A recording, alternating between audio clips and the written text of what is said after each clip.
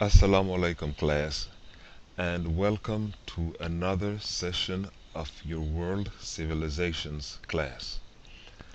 Today we will be dealing with events that took place in Europe and the rest of the world in the 16th and 17th centuries.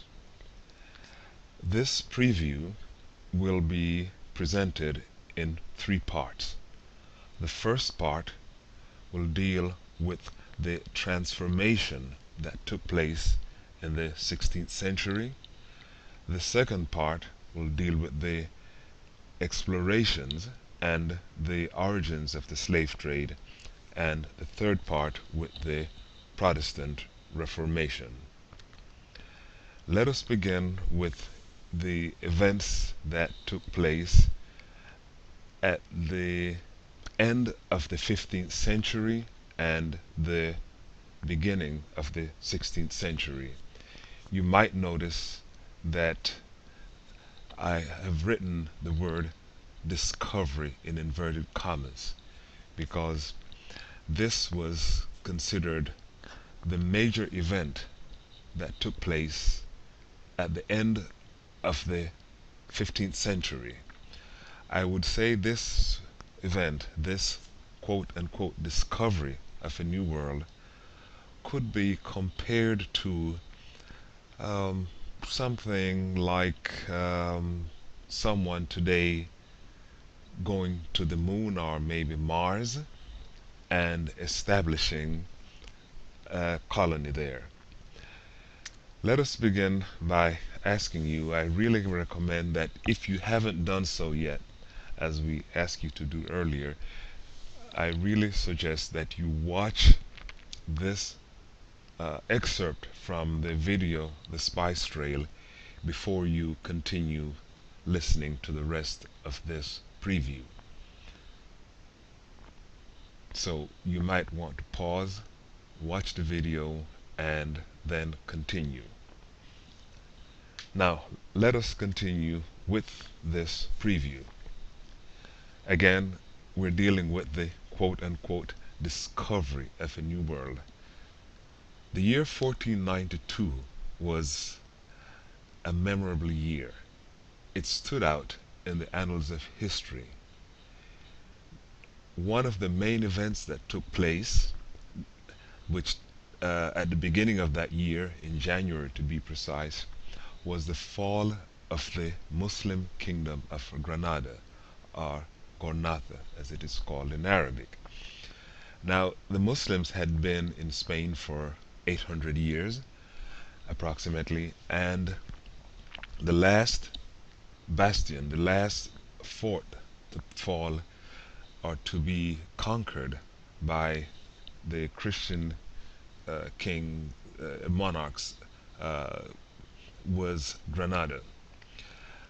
That year also marked the voyages, the successful voyages of Christopher Columbus. So it's not difficult to understand why 1492 was considered a memorable year. Prior to that, however, there had been many explorations, naval explorations, mainly by the Portuguese. One of these that we might want to keep in mind was the many explorations by the Portuguese by Prince Henry. He was known as Prince Henry the Navigator.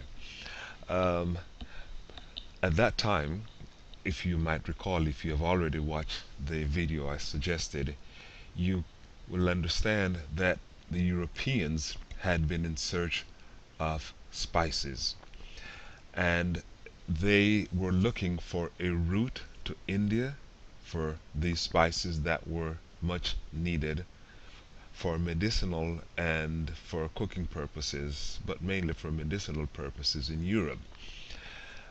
Going overland was not the best choice as far as they were concerned, because they would have had to pass the Muslim lands, and of course there had been a lot of problems, as you might understand, during the time of the Crusades. So that was not really a viable option for the Europeans to find the source of the spices they needed. Um, of course, the person that actually reached India was Vasco da Gama, and this was achieved in the year 1498 when he reached the coast of Kerala. Again, if you took the time to watch the video, this would have been made perfectly clear to you. The voyages of Columbus uh, took place between the year 1492 and after. Uh, let's remember that Columbus was really an Italian navigator, but he was financed by the Spanish monarchs. And he, like many others, had been in search of the route to India, again for the source, looking for the source of spices. Columbus thought he had reached India when he landed in the island of San Salvador, which is modern day Bahamas, um, not too far from the coast of Florida. He named it San Salvador, and this happened in 1492. Considering, thinking that he had reached India, he referred to the native people he found there, who were the Tainos. He referred to them as the Taino Indians. I've often asked students what would have happened if he had landed somewhere else thinking he was in India. Then that would have been a different story. Anyway, as we said, Columbus landed, and this started a whole different episode in the history of what became known as the New World.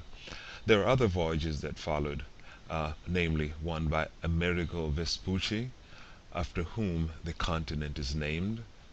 Everyone now refers to North, Central, and South America. This was because the continent is named after him. And another famous explorer at the time was Ferdinand Magellan, who explored the coastline of South America. Of course, the journeys of Columbus had a very great impact on every aspect of life of the people who lived there. The exploration had its benefits mainly for the Europeans, but it pretty much decimated large populations of the New World. It unleashed a fever for the search of riches, mainly gold. Entire civilizations were destroyed. The Inca civilization, the Maya civilization, the Aztec civilization, just to mention a few, and there was widespread warfare, disease, and exploitation. The Spanish also brought with them Catholicism and the economic dependency of the native people on the Spanish and the Europeans. I'd like to bring this to an end, to a close, and here are some questions I'd like for you to keep in mind or to think about.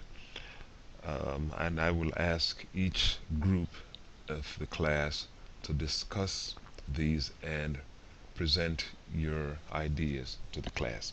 So thank you for listening, and we will continue with the next part in the next class. Thank you.